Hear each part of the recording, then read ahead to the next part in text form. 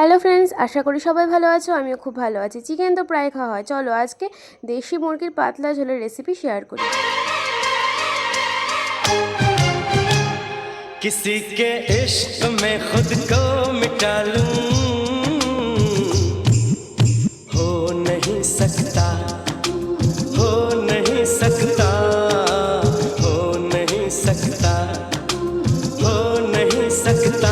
किसी की याद में नींदें उड़ा लूं,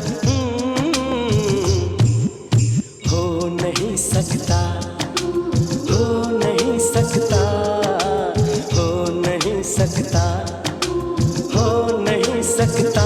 मेरे ख्वाबों में जो लड़की है सचमुच हो नहीं सकती, मेरे ख्वाबों में जो लड़की है सचमुच हो नहीं सकती। किसी को भी मैं ख्वाबों में बसा लूं,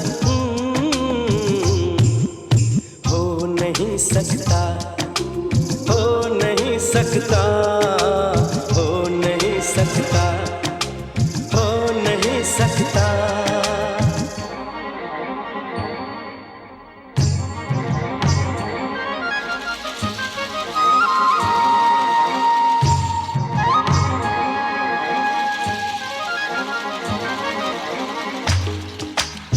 এসে আইসক্রিম দিয়ে ভিডিও শেষ করলাম। সবাই খুব ভালো থেকো। রাধে রাধে।